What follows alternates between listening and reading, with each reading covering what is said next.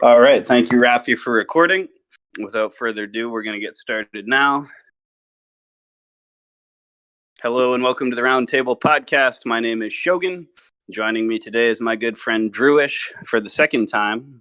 We did a great episode, I think, about philosophy and poetry before. Today's episode is on epistemology, which is a very important topic on a debate server like the Roundtable. Epistemology comes up all the time. And of course, epistemology is the study of how we know what we know. And, oh, that's strange. Drew is saying I have a voice filter on and I sound like helium. Do I sound strange to you, Drewish? You do sound less manly than you typically do. So Your that is voice, possible. your voice is off. It's Huh. pitched or something, almost as if it's at a higher speed or something. Strange. Give me a Maybe second. the bit rate might be off. That might be what's happening. It might be a connection issue. I sucked all of his manliness in preparation for the podcast. He'll be back with his normal Shogun voice. There he is. Now he's part. There we go. Want to test it out?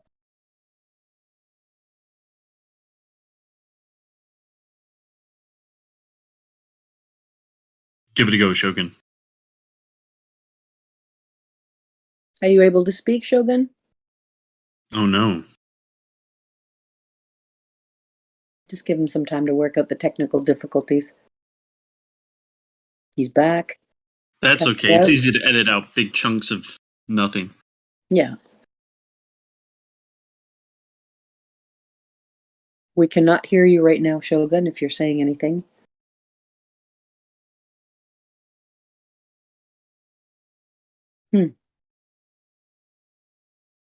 I'm going to try to disconnect you and then reconnect.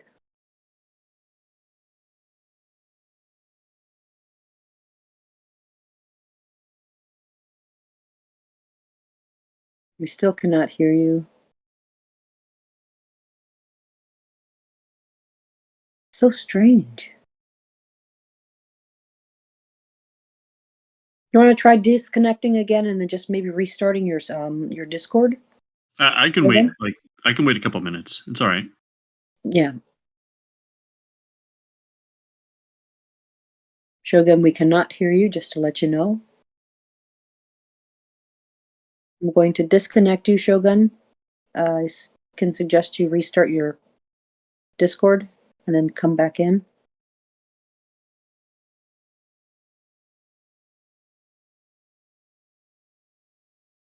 So yeah, we can probably put this in, but I guess I can just give a little background about epistemology real quick. So yeah, epistemology is basically the field of philosophy or the area of philosophy, which is how you know what you know. Metaphysics is like, well, where does the universe come from? Ethics and morality is like what's right and wrong. Aesthetics is what is beauty and art.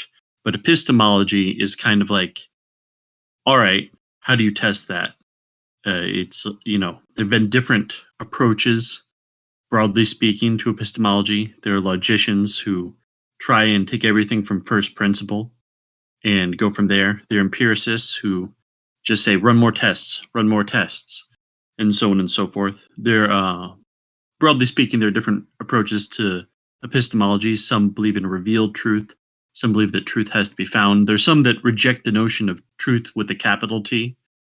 And I've decided to author a book, which I've been working on, which I'll probably have completed around the end of the year or the very beginning of next year, entitled Practical Epistemology, Finding Truth in the 21st Century.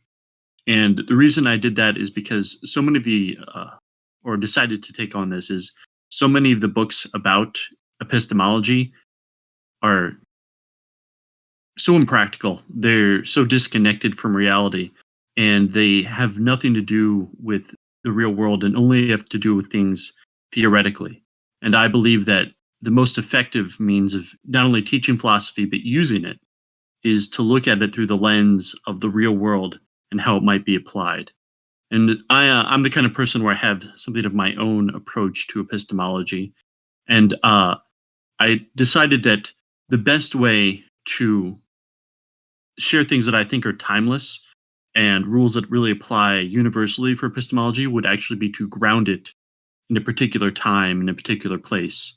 And so I've kind of focused it on the events from 2019, 2020, and 2021 around the coronavirus and the pandemic and all the things that are going on around that, because there are just so many examples to pull from all the different areas.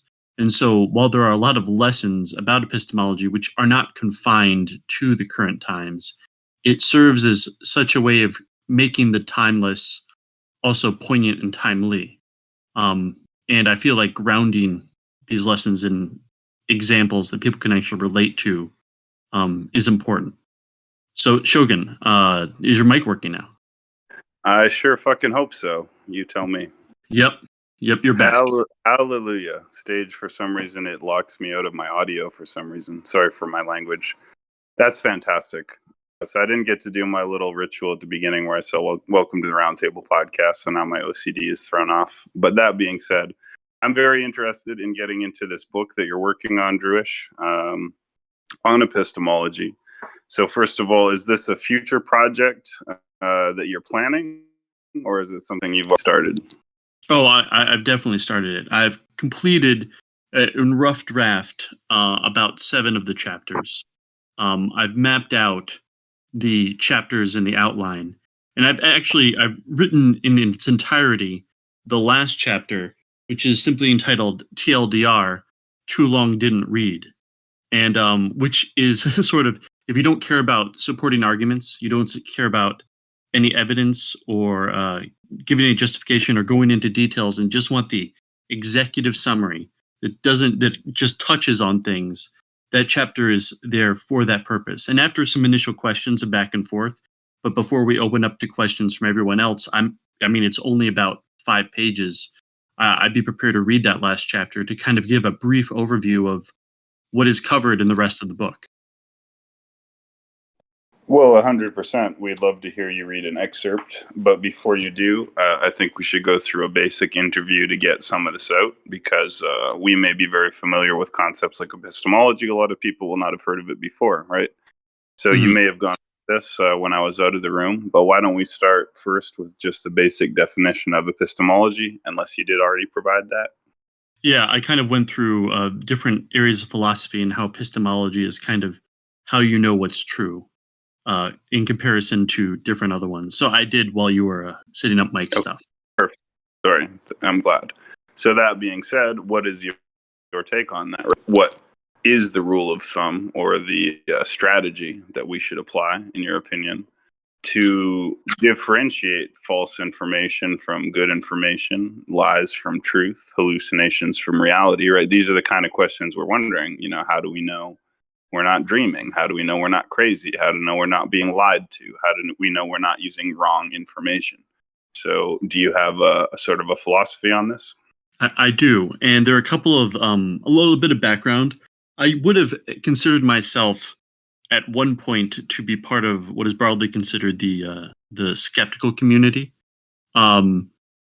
Applying basically empiricism above all else, look at the data, that kind of approach.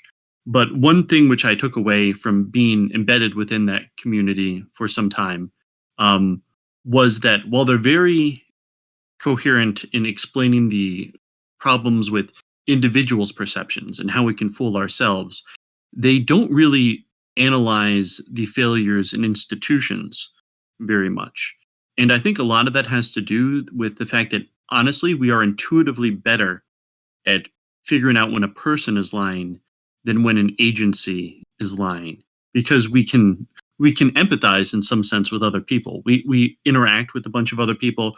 You kind of get trained, if not are built for, understanding other people's thoughts. You have a theory of mind based around other people, the average, normal, neurotypical other human being, to kind of get why they're saying what they're saying, or what their motivations might be if they have alternative motivations, or the kind of deceptions that they might use. Whereas the ways in which statistics are manipulated, or the kind of perverse incentives that might exist within an institution, that's an alien beast to you. That's a completely separate thing. And so that's something that really doesn't get covered enough. And I don't think it would be too much of a stretch, considering the people who tend to frequent this server, if the love of science, as it were, doesn't, upon further investigation, appear more like a love of academia, which is simply posing as having the mantle of empiricism, when really it's just another institution or set of institutions that can be corrupted. So that's one of the areas that sort of set me off and down a different path. But after I'd been embedded, and there are some good things to take away from the skeptical community, and I did learn some things from my time with them. However, there's another issue which really differentiates my approach to epistemology from a lot of other philosophers, is they are very focused on the theoretical. But the theoretical is often just dealing with the edge cases.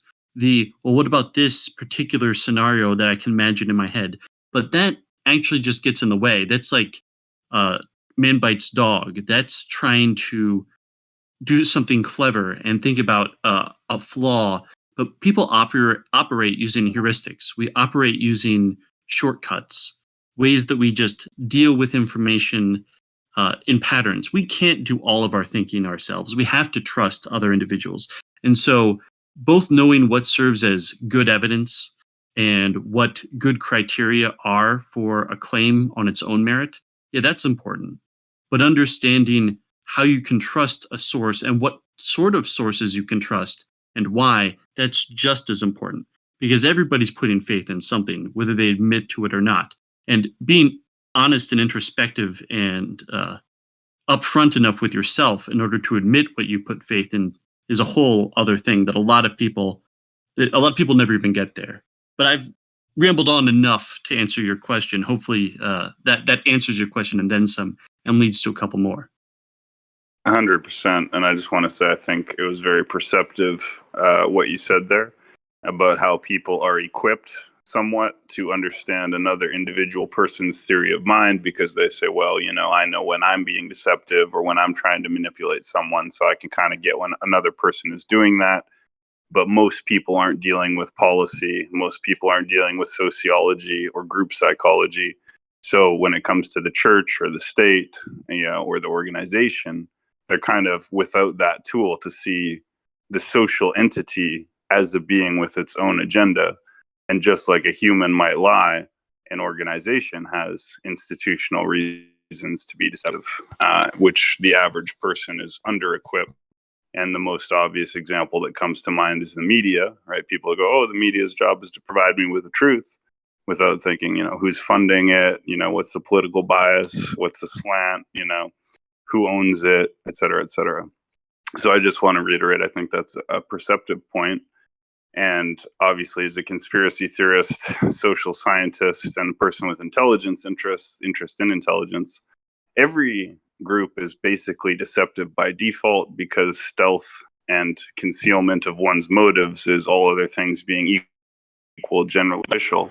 It's generally better for people not to know all your cards, right? If you're playing poker, you play with the cards against your chest. You don't play with the cards facing towards your opponents, because concealment is inherently valuable. So given that we know that every institution has a built-in bias towards secrecy, such as governments, corporations, et cetera, social media, like they all have secrets of their own, how do you then establish what constitutes a quote-unquote trustworthy source? Well, there are a couple different heuristics that I advocate for, honestly. There's every source of information out there. I guess I should cover evidence first. All evidence is essentially anecdotal at some point. There's a story behind it. There's a story of how it's collected. If you go into a research paper and you read the methodology, that's essentially the story or the anecdote behind how that evidence was collected. And honestly, if you just trust a study without looking at the methodology, you're putting a lot of faith in there. And so this notion of separating the evidence from the story and this attack on anecdotal evidence, I find misguided at best, because the narrative of how the evidence came to be or how it was observed is important in determining whether it's something that's trustworthy, because then the patterns can be seen. I mean, what is a meta-analysis other than essentially a collection of studies, assuming that if you aggregate enough of them, you can sort through it in the same way that a study is just a collection of anecdotal evidence. All evidence is anecdotal at some point, and having the explanation and the how is really important. Now, certainly there are plenty of things that we can know without knowing the cause, without where we can show the correlation. Clearly, these things are connected, but we don't exactly know how. And there can be different stories and narratives for how that comes about. That's going to happen. But when there is an explanation for why, or when someone is putting forward a hypothesis for why, that is so important because that's what actually makes it testable. And the other thing that you were touching on, which is about the standard for what you trust. I have to be honest, in the age of the internet, where communication is democratized, I can easily put a video, put a podcast, put something out there as an individual in the same way that any kind of like nonprofit or government agency or a company could. I mean, they might have more money for post-production and polish, but there's nothing to stop me from putting it out there. And in that situation, there will be individuals who serve as, essentially aggregators and will do a lot of the investigative journalism in that sense for us.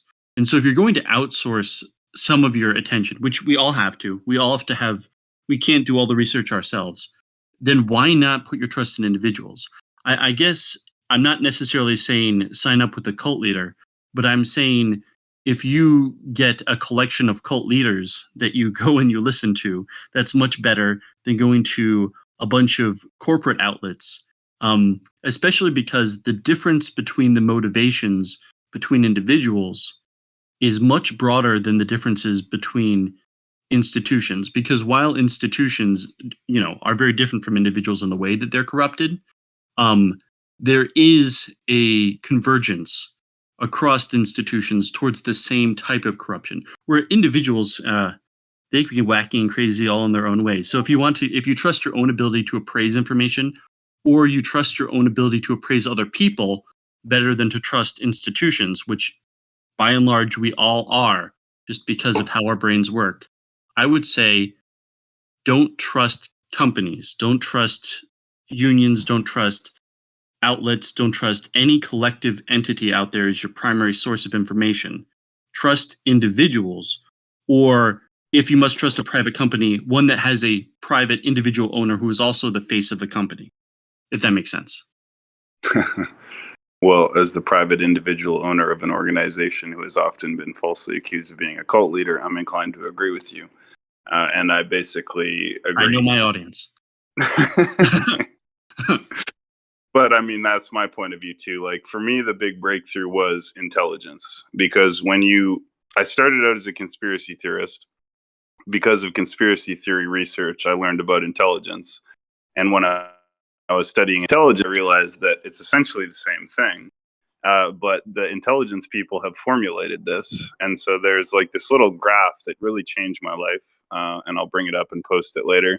But it's just a series of lenses or filters to which you apply to all information in order to turn raw information into intelligence. And intelligence is simply your most purified and analyzed available information, which then informs you of a confidence interval that you can use to make necessary choices, because we cannot remain agnostic to the point of becoming paralyzed by not knowing the truth. So we have to go forward even when our intelligence is unclear. So our job is simply to take all the information from the field, from all sources, put it through the best analytics that we have, refine it into what is then called intelligence, which offers a confidence interval which is always lower than 100%. And so we never have certainty. We never have dogma. We never have facts. We have intelligence. And with that intelligence, we make strategic and tactical decisions because we have to. We have to. And we will always have the risk of being wrong. But the best that we can do is not believe we know anything and exist in a constant dialectical reciprocity of information, analytics, and intel, which inform strategic and tactical decisions without epistemological certainty. And I'm not trying to, but that's how I look at it, right? Because people will tell me, oh my God, you listen to Fox News? Don't you know Fox News is biased? And I laugh and I go, you think there's any source that isn't biased? Like, you should take in Fox, CNN, Alex Jones, fucking Oprah Winfrey. It doesn't matter how much contempt you have for this person, they're still giving you information. It's your responsibility to analyze how credible that information is and what the slant you think that information has. And then you have to reverse engineer their narrative, right? So if you tell me this and your perspective is this, then I need to reverse engineer your narrative with vis-a-vis your perspective in order to find out what you're really telling me. So I'm just wondering, what do you think of that? That essentially that this is kind of the best we can do is the intelligence field. And that's why, they've been dealing with this, right? A field full of deception, a field full of secrecy, where nothing is as it seems. This is the best we can do, I would argue. But maybe you have a different solution. Allow me to respectfully disagree. Not oddly enough about the truth with the capital T and what we can know, because funnily enough, by focusing on practical epistemology, I'm unconcerned with that because that's not important to discerning truth in your for your own practical purposes in life. The area I'm going to disagree with you on is the notion that you should take all these different sources in. Because learning what we have a limited attention span, you can't absorb all things. And so knowing what sources are at least consistent in themselves, not that they're necessarily always accurate or correct, but at least are ones of integrity where they believe themselves to be correct. They actually mean what they are saying. And if they were convinced otherwise or realized they were in error, they would attempt to correct it or admit it. And recognizing that level, if they don't have integrity, then there's a whole level of other filters you have to put upon them. And so getting down to the integrity of the source is so important. And it really allows you to cut down on the number of sources you're pulling information from, which will save you a lot of headache. Because oftentimes it's just, even if you're not doing your own research and you're just outsourcing, there are too many news sources. There are too many sources of information. How do you pick between them? And so it's very important to have sort of meta criteria that layer upon that if you want to have a practical way of getting to the truth that doesn't constantly absorb your life because you have to have the news on 24/7.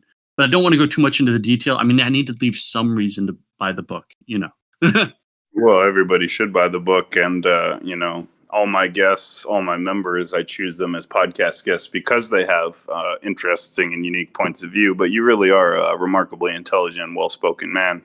And I would highly recommend anybody buy this book. And if you think epistemology is dry or boring or unimportant, I would argue it is the opposite. It is the core, the foundation, without which we cannot reasonably proceed. So it will be money well spent, and I will certainly buy the book. But I just wanted to say I agree with you. We don't have an unlimited attention span. And so, sorry, there's a Black Hawk helicopter over my house.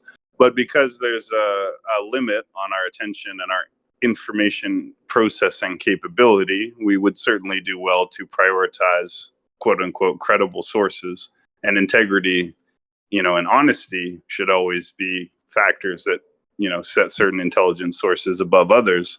However, if you understand that when you study what someone is telling you when they're lying to you, not only as what are they telling you, but what can you learn about their lies and how they lie and why they lie, right? So if China puts out a bunch of propaganda, and I know it's Chinese propaganda, the average member is going to say, oh, well, that's Chinese propaganda. You shouldn't pay any mind to that. That's biased. What I'm going to say is, yeah, that's why it's so valuable, because if I can reverse engineer it, I can understand what the Chinese government's propaganda priorities are. And to hide, yeah, exactly.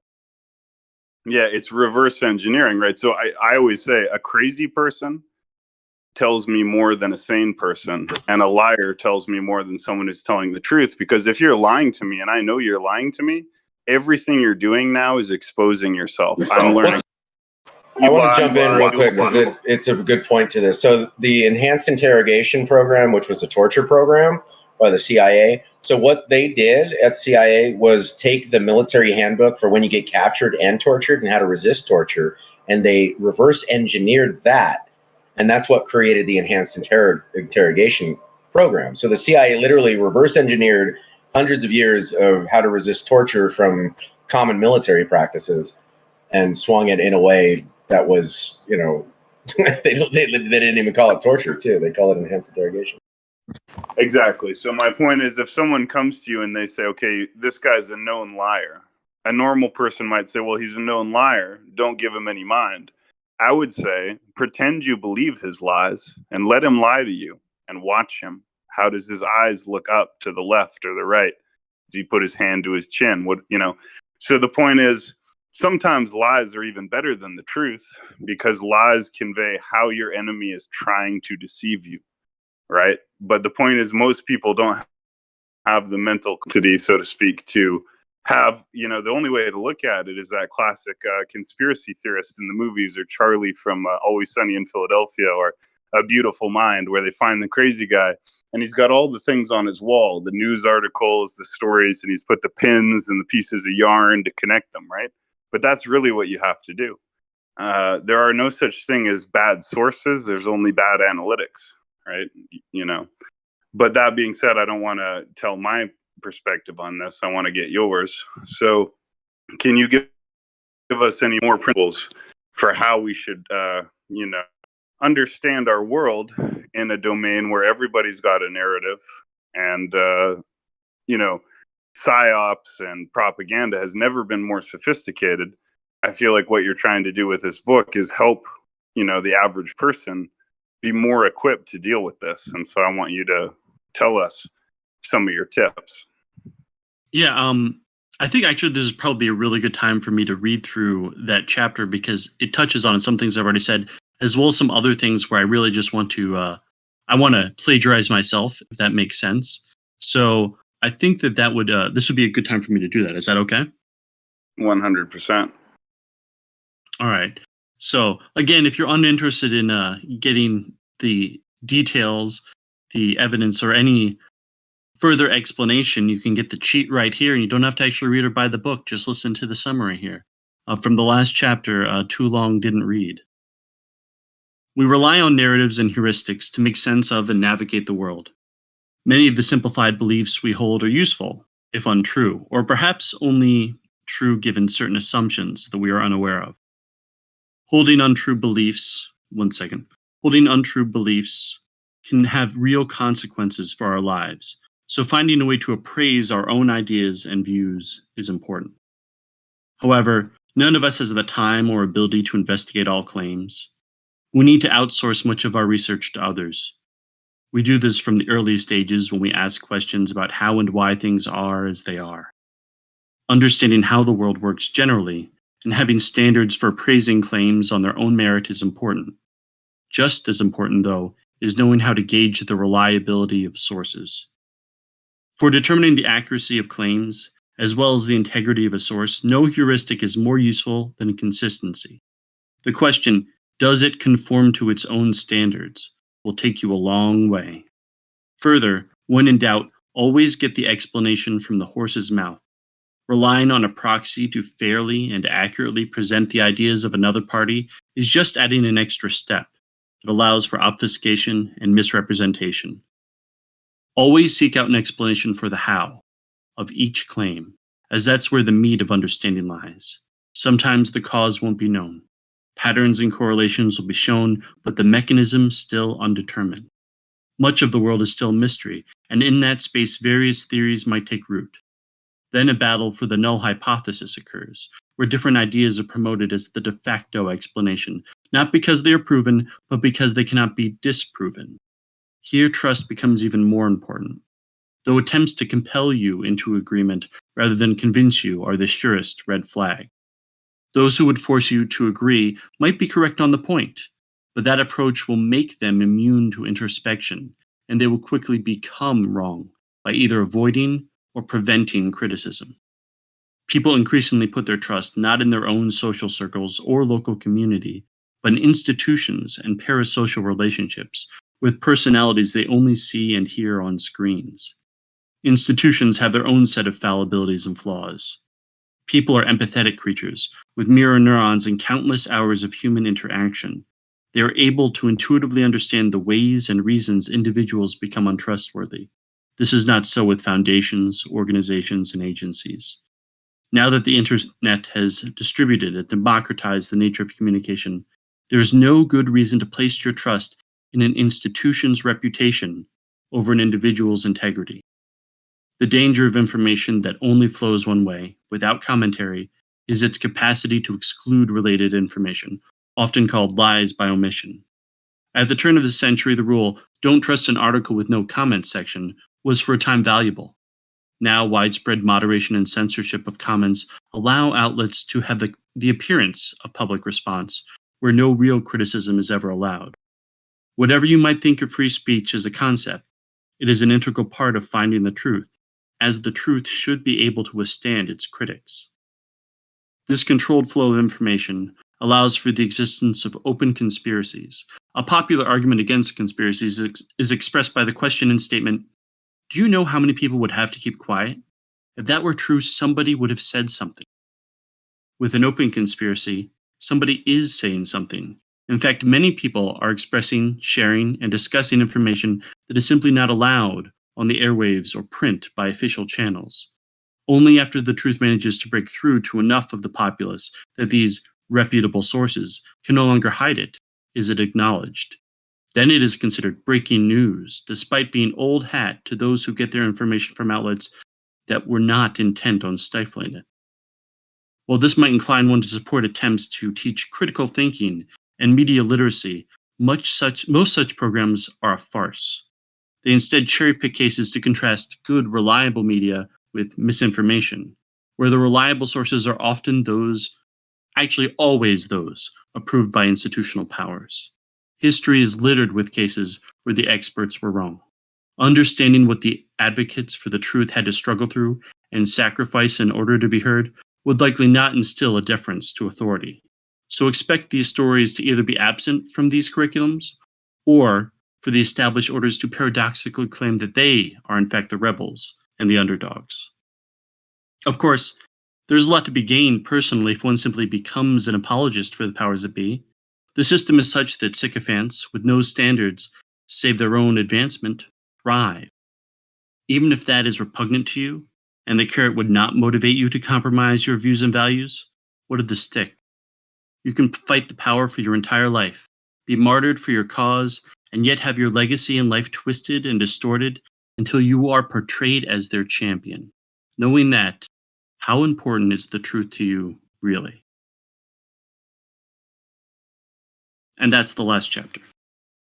Beautiful writing. And I really do want to say to anybody listening to this on YouTube or BitChute that Drewish really is legit on these points. My background is sociology and so forth, but he really does have a pretty deep take on this. So the name of the book is what, Drewish? Practical Epistemology, Finding Truth in the 21st Century. Expect it to drop the first quarter of 2022. 2022. And where would people keep an eye out for this? Chapters, Amazon? Where is it going to be? I will let you know when that's done. I'm still determining whether self-publication is a requirement at this point. Sure. Well, we got the round table here behind you, so we'll advertise it. We will do direct to customer marketing, whatever you want, because we support our original content creators, and you are creating original content. So if there's any way we can help you with that, let us know. For the time being, though, let's dig into this a little bit deeper. So, epistemology is about how do we know we know? And this requires a basic attitude of radical or almost radical skepticism, which is to simply say that anything you think you know could be false because of a factor you haven't yet included in your analysis. So, if I don't know that I'm dreaming right now, then my assumption that this is a real conversation will prove to be false, and so on and so forth, right? There's many different scenarios that could render what appears to be true not to be true. So in epistemology, do you believe we can ever reach 100% certainty? And if so, on what point? I believe the question is pointless, to be honest. It's one of those things where it's like, if the real world, if truth exists with a capital T, which I'm inclined to believe that it does, I also know that my mind is not capable of comprehending it. And so one of the reasons I focus on practical epistemology is because while there's certainly some fun to be had in navel gazing and thinking about, like, I think the classic Hal logic bug from what was the name of that movie? Why am I blanking on the? Do you know what I'm referring to with the monoliths? 2001: A Space Odyssey. Yes, which is based on book series. But yeah, with the logic bug of how do you know what you know, and so on and so forth. You can go down that rabbit hole, and that's what most people concerned with epistemology do. I do touch briefly on, like, the arguments between logicians and empiricists and so on and so forth in the book, but I'm much more concerned with what's useful to people. I feel like a philosophy book on epistemology should be it should be part self-help book, if that makes sense. It should be much more focused on what can help people in their day-to-day lives to make better decisions, to know who to trust, to figure out what really helps them, because I believe in working from the ground up. And then if we solve the problems locally, then we can deal with the edge cases afterwards, but we have to deal with the basics first, I guess, if that makes sense. Yeah, but it sounds like neurolinguistic programming, even the guy who created that, who taught the CIA all their spy shit, went to college with Tony Robbins, who wrote Ultimate Power, which was a self-help book. So the origins thereof of how to read people and how to understand the mind come from a one-on-one requirement of, I guess you could say, mind control, or in this case, manipulation. Well, I mean, when you're dealing with any kind of applied anything, you're going to get down into the nitty gritty. And this is both true when it comes to the ways in which you might deceive someone, as well as the ways that you might detect if someone is deceiving you. Like, it all comes down to real world examples. As I said earlier, at the end of the day, all evidence is anecdotal. I just don't want to draw some kind of, like, I don't want to be so disconnected from reality in my writings that I deal purely with the theoretical. I want everything to be grounded in a real world example. And I specifically try to ground everything in an example from 2019 to the present year of 2021, just to put it in a particular time and place, so that to make it easier to understand and to honestly be digested. I wanted to make it approachable as well as informative.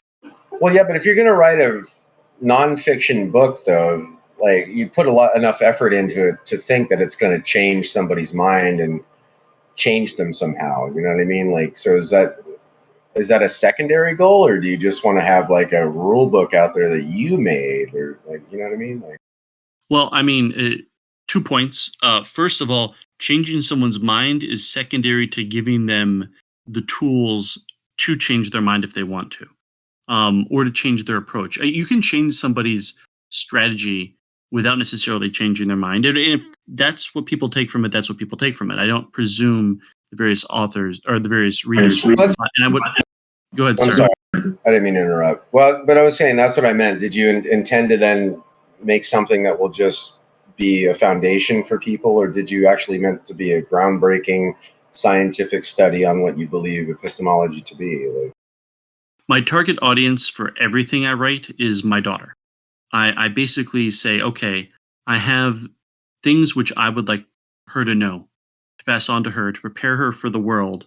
And there are things I can do by how I raise her and how I interact with her. And then there are things I can do and leave for her to that she can absorb on her own time when she's ready and able to. So if you want to know what my intended audience, it's an audience of one. And I hope other people will enjoy it as well, but that is my intended audience. Drewish, you are officially my new hero and role model. That was fucking touching as fuck. God bless you, sir. That being said, seriously, that really did move me, because I feel the same way. That's how I think about the world, even though I don't have a daughter yet. I think about everything in terms of my future daughter. So that was moving. But aside from that, let's say your daughter was here right now. I don't know how old she is in real life, but she's 6, so she's not ready for the book yet. It'll be there. Right. It'll be there for her when she is ready. Yeah, and again, amazing. But if she was here right now, right, I'm going to put you in a weird thought experiment. Let's say some sinister force or benevolent force says, Drew, we got to take you to another planet. You're gone, but we're going to let you leave a little recording for your 6-year-old daughter. We're going to play it for when she's 18. What would you say? And this could be in the area of epistemology, because I don't want to put you in some, overly deep general question. But, what is your message for your daughter, since she's your audience? If you had to summarize it in, a couple minutes. I mean, honestly, it depends how long the message is.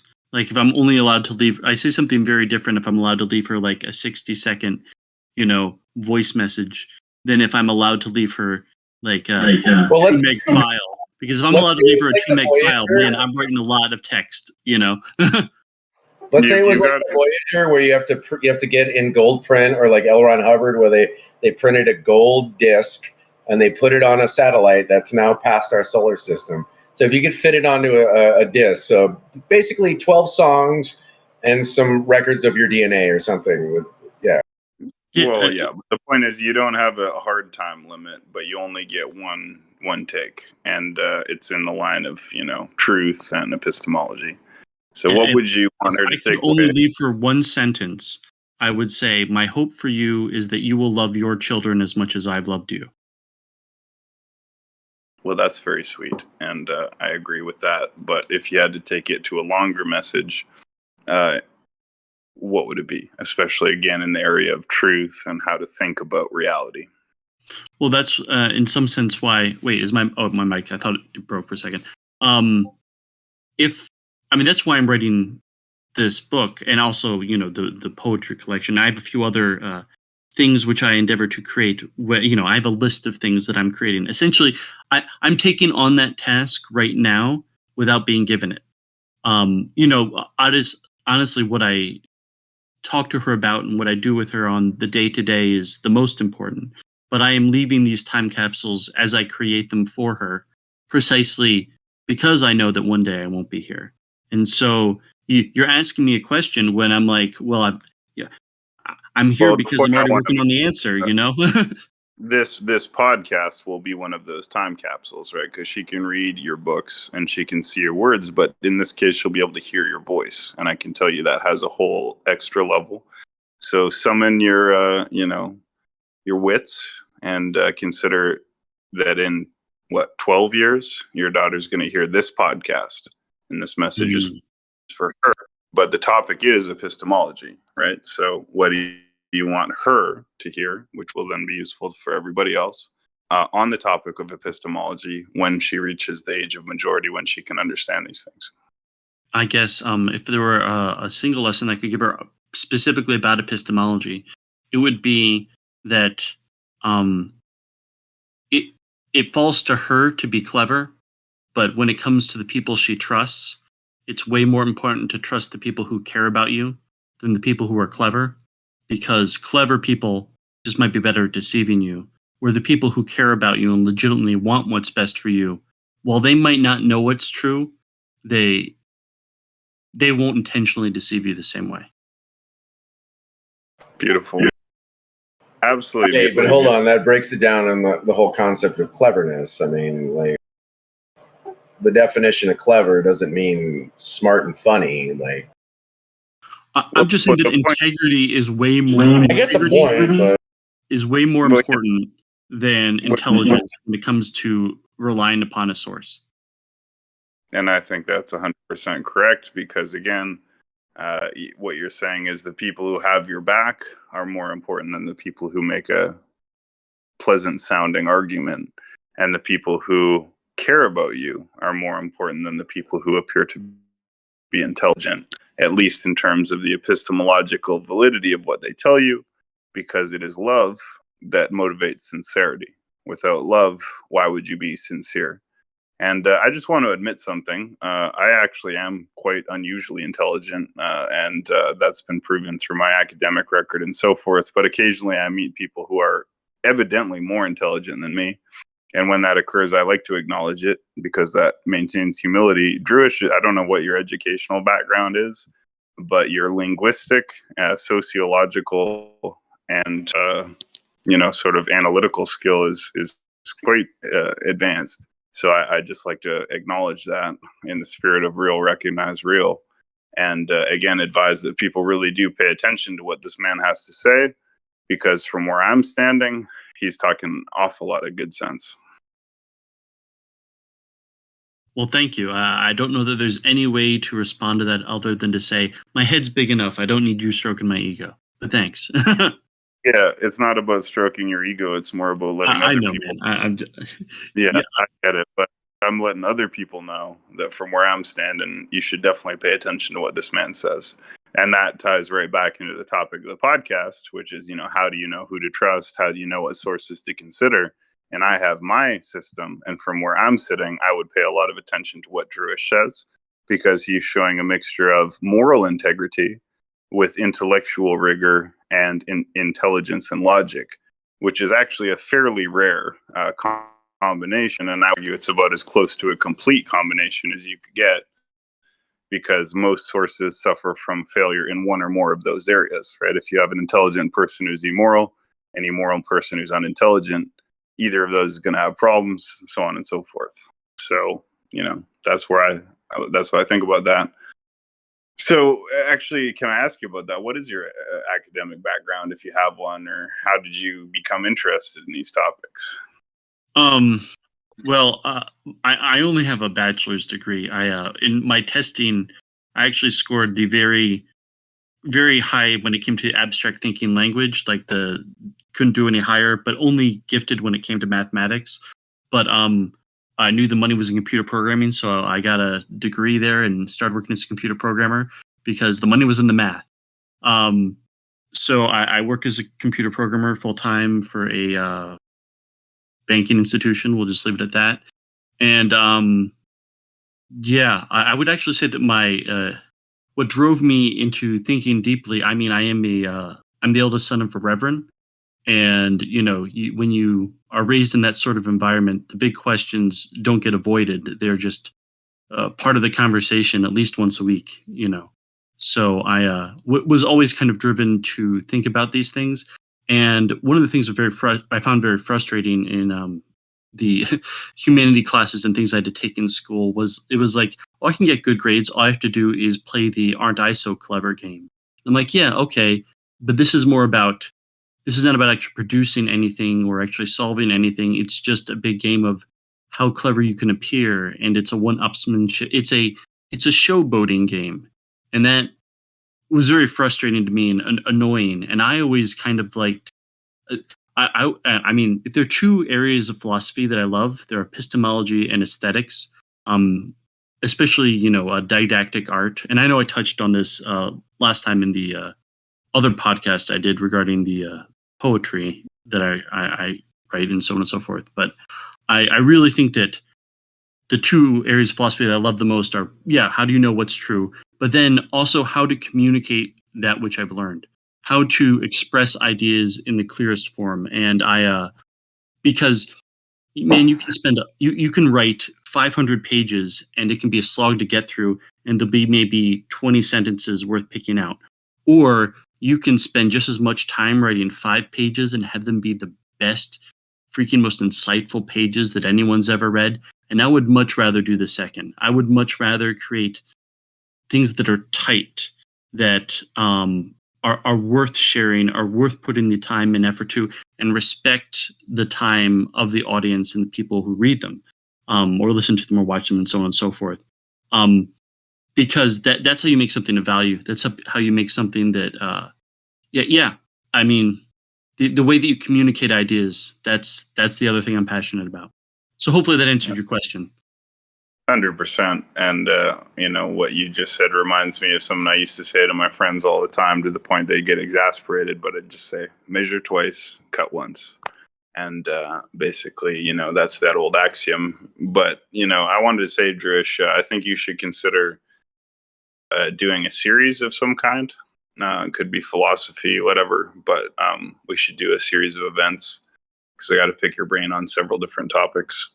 I do have an idea I have a list of projects, and one of them, I'll just share with you briefly, is an idea I had for sort of a radio broadcast idea, where what I would do is I would take songs that I felt were very well done, even if I didn't necessarily agree with them, which had an impactful, powerful message. And then, you know how radio people often say, next up is so on and so forth by so on and so forth. Instead, have a 20-second to 60-second introduction that would sort of prime the listener for the ideas which are about to be discussed in the song, and then the song plays, and just build a catalog of that for radio broadcast or for something along those lines, where every song, instead of simply being introduced by the artist and title, would be introduced with the ideas expressed within, so that your listening experience would also be a cerebral experience. But that's down the line in my things to do plan. I have a bunch of projects I want to work on, but it's very important that I complete the projects I start, because I have too many to just you understand what I'm saying. Of course. And as you know, the Roundtable is an original content creators collective, which means we offer the built-in recording, editing, and uploading infrastructure, as well as the audience of the server, to anybody in the server who has a creative project. So if you want to do that, then that's what we'll do. And anything you want to do, we will set up. And that sounds like a great event. But I just want to say this has been an awesome conversation. Not that we have to close it now. We can have more. But maybe this would be a good time to see if anyone in the audience has a question or comment for you. Yeah, let's open it up. So if anybody in the audience has a question or a comment for Drewish, or just on this topic, please hit your little wavy symbol. That will indicate that you wish to speak or come to the stage. And if you do, we'll bring you up here. If not, well, I'll continue the interview. But it's open from this point on, so feel free to wave if you want to speak. So, Drewish, what do you think about the concept of radical skepticism, which is, the kind of mentality where you think maybe we're in the Matrix, maybe we're in a hologram, maybe we're in a dream, maybe we are in the delusion caused by a very intelligent, all-powerful devil, as Rene Descartes hypothesized when he came up with "I think, therefore I am" as the only axiom we can trust. Do you think we should consider this, or do you take it more or less for granted that we're not under that kind of radical deception? When it comes to metaphysics, which is what I would classify that under, I kind of take the approach of that if you want to get to know an artist that you have never met, you can look first at their work, and that will not tell you who they were or are, but rather who they aspire to be. And so if I'm to know something about the nature of the universe and its creator, then the best I can do is look at the world around me and try and discern what they found beautiful, and assuming that they would have created a world that they found beautiful or interesting, that they would have seen value in. But I can't really take it any further than that. So I guess I'm stuck in the poetic when it comes to the metaphysical, because I can't move beyond that point, because I can't know, and I'm all right with just being in awe at the beauty that and the interest of the world around me. And as far as the deeper questions of that sort, that I would say that I'm not very firm there, because not because I don't find it interesting, but because it's just I cannot comprehend it. I can't even begin to believe I could. this is a philosopher named Laplace, and he said something called Laplace's demon. So he basically defined something in which all positions of which nature is composed, the intellect was so vast, and submit the data, like the way that it's discussed in philosophical theory. So I think when he was talking about the demon thing, it was expanding on Laplace's demon, which is referenced in a lot of mathematicians of the day, and a lot of mathematicians are linked very close to physics, obviously, and physics are very theory based. At the end of the day, you can't really prove an atom has this. You can only theorize it through math. So at the end of the day, anyway. So a lot of the theory around philosophy, when we get down to the substance of truth, and you say, well, there's at the end of the day, everything is conjecture. You're saying, what was it, how you phrase it? I'm not saying that everything is conjecture. I'm saying that there are so many people who have their own particular field of study or expertise, and then they take it to the level of therefore they know God. But you said something specifically, and so it always results to something is always conjecture. Well, how did you say it? I'm not entirely sure which statement of mine you're referring to. I'm sorry. You're saying like all epistemology at the end of the day is conjecture? No. I'm saying that what you're describing, I wouldn't really classify as epistemology. I would classify it as metaphysics, because I don't find that there's. Go ahead, sorry. You said this quote earlier tonight multiple times about. I don't know, Shogun. Do you recall when he was saying, at the end of the day, it's conjecture? I'm not sure. Conjecture is. I'm not trying to evade the question. I really just I don't know exactly what you're referring to, so I'm sorry. All right. Well, I'll listen to it again, though. That's all right. Yeah, I mean, conjecture is a funny word, right? What does conjecture mean? Because when you talk about conspiracy theories, so epistemology, how we know what we know, leads us to conspiracy theories, because we know that a large amount of information is secret, hidden, concealed, or misrepresented. So if we want to understand such information, we must form theories about conspiracies. Conspiracies, again, comes from the etymology of co, together, and spiration, meaning breathing, meaning whenever you breathe together, conspiracies are formed. So anywhere multiple people are inhaling air together, they're making plans, right? And that's how we have to look at it. Now, when you're trying to analyze a conspiracy, it means you already acknowledge that there's some kind of secret, there's some kind of hiding or misrepresented information. And so we need a theory about that. And the theory that we have about secret information is what we call intelligence. Right. But so this was in reference to this was in reference to Laplace's demon, which you were bringing up, and he was referencing how most truth within epistemology is conjecture at the end of the day, because what it boils down to is you can't actually prove anything, is what he believes. So he also I did not say that. No, I definitely did not say that. Oh, okay. I thought you said that. I did say much earlier that there were points where we could show that there was a correlation between things, or that even something seemed to lead to another thing, but the mechanism wasn't known. Is that what you're referring to? But that was far back. Maybe you used the word conjecture, so I might be mixing things up. I don't know. That's all right. Yeah, I think Drewish's position is a little more nuanced, because I don't think anybody is claiming that we can have fundamental certainty. I think we all admit that we can't. So the question of epistemology is not how do we know the absolute truth, because the only people who say that we can know the absolute truth are people like Darth Dawkins or people like Rowell, who say, oh, well, the Bible is the absolute truth, right? But if you don't succumb to the desire to say, well, this scripture is the absolute, I think what you're left with is saying we don't necessarily know the absolute truth. And epistemology is so important precisely because there is no easy answer. It's not a simple answer. We need to apply analytics that are complex in order to understand. And I understand that's what I was trying to do, is reference off his prior analytics and how he was saying it, because I'm not a man of this concept of, I don't believe truth needs a God kind of thing.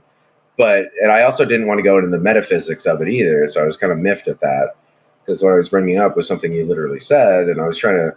Anyway, it might be just be me, but Laplace's demon, though. So his concept is that there's this demon, and is a philosopher from the 1800s, that this demon can scan every aspect of the room and know the wind changes, know every little part of it, so it can make an assumption. So he basically foretold like data mining, basically, in this concept.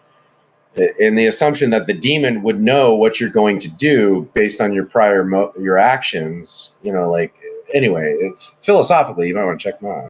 Well, here's the issue. A map can only be as detailed as the area that it is defining if it is the same size as the area it is defining. And then only, 2D map in a two-dimensional space, or I guess a slice of it as it's defined or topography. Otherwise, it's going to be simplification.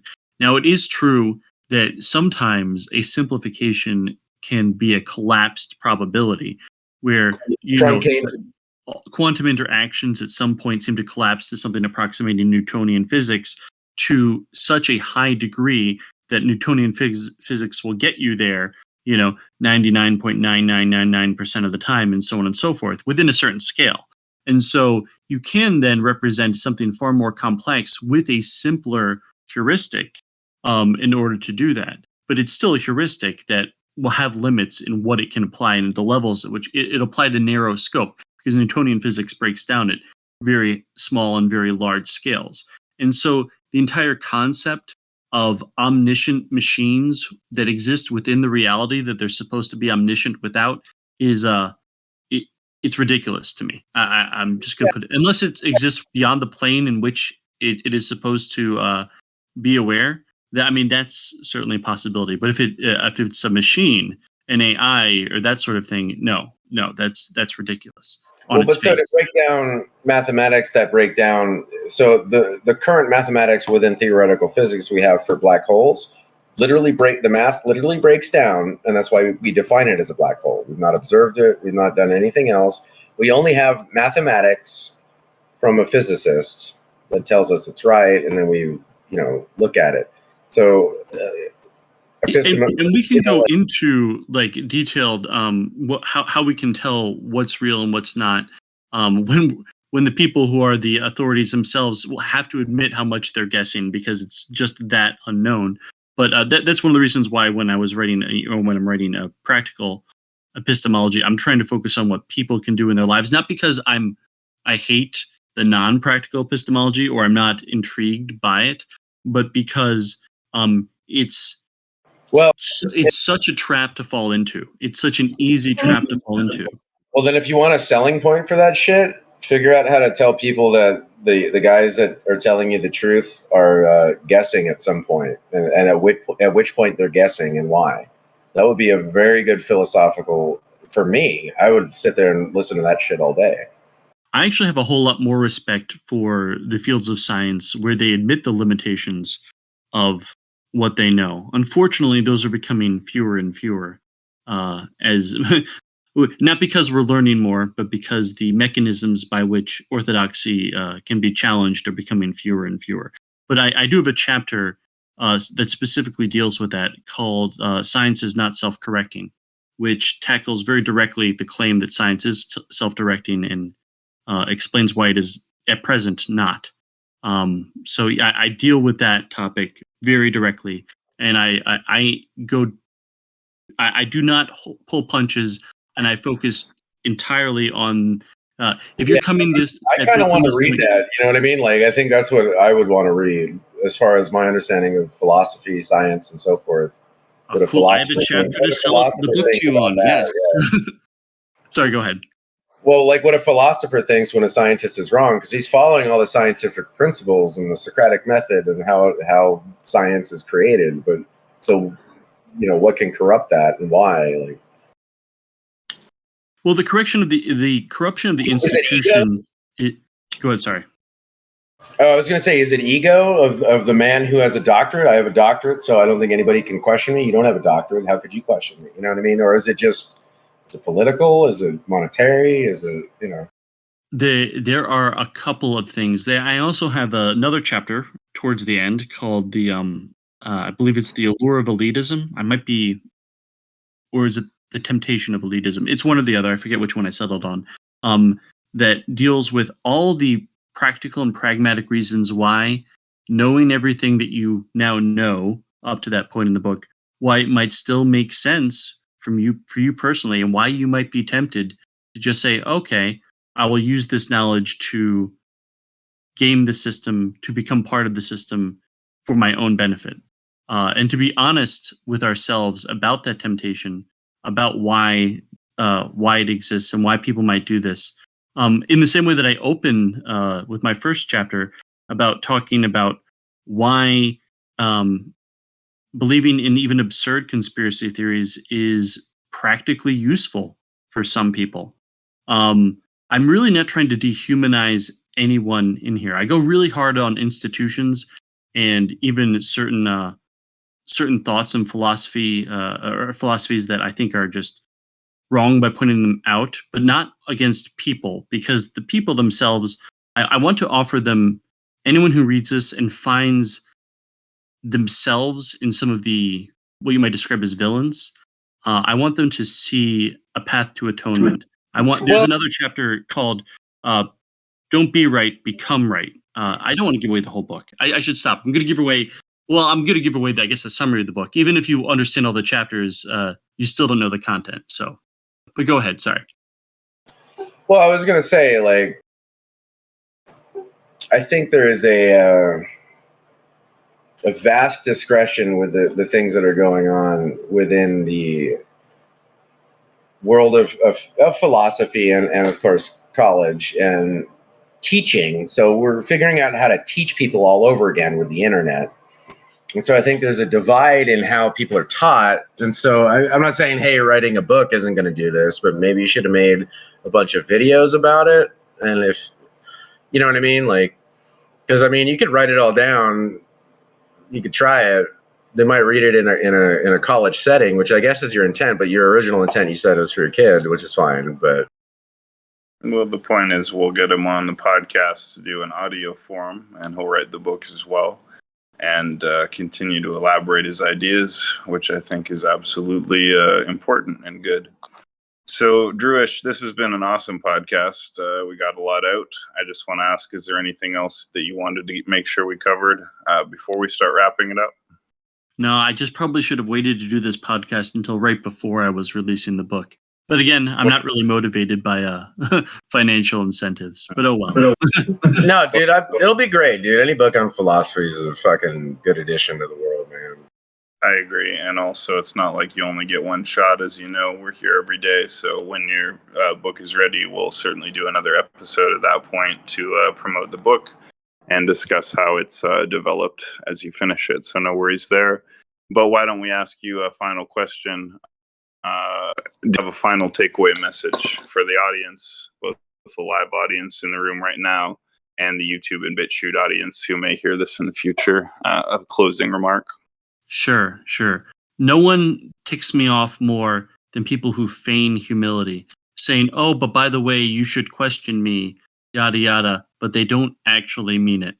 I don't know. I just felt like saying that. Why is that? Was it from experience? Sorry, I want to know now. Well, I mean, there's humility where you really want, where you come into a discussion and you want to know if you're wrong because you want to self-improve, or you're open to the idea that you could be, or at least learn something. And then there's people who tend to give or want to give the appearance of open-mindedness.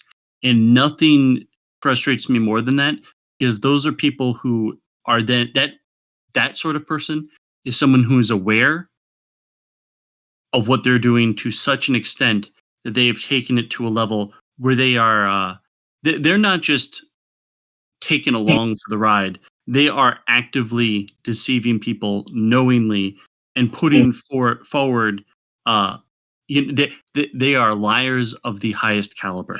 So someone with a mission or an agenda in that regard, like. And I say, you got to let me structure the intro. So Mode for Truth is wanted to speak, even though you were not here for the podcast, but we're going to take a chance and see what you have to ask, Mode. Feel free to unmute yourself if you had a question or comment. on epistemology or for Drewish, since you're here on the stage? I just don't want to interrupt the conversation. What was the discussion about? Well, we've been talking about how we know what we know, which is epistemology, and I'd love to catch up with you, Mode, and even have you on the podcast. But I think since you missed the episode and we're just closing up now, it's probably too late to catch you up on it. But we'll continue this conversation in Roundtable. Thank you so much, Drewish. This was a great podcast. You're welcome back anytime. I look forward to reading your book when it's finished. And thank you to the live audience, everybody. Make sure you join us on the Roundtable Discord server. You can find us on YouTube. You can find us on BitChute. And you can find links to all of our 3 different podcast channels where we have over 220 episodes uploaded on hashtag RT Podcast in the Roundtable Discord server. We record every day at 8 p.m. Central. Keep an eye on hashtag announcements. Tomorrow we're interviewing Mr. Bart Feynman of Noble Foundation, and we'll have great events every day coming up. So thanks, Drewish. Thank you, NSA, and thank you, Rafi, for recording. And Mode, good to see you. Let's catch up. Everybody, let's join upstairs into the Roundtable voice chat. Yeah, thanks, Drewish.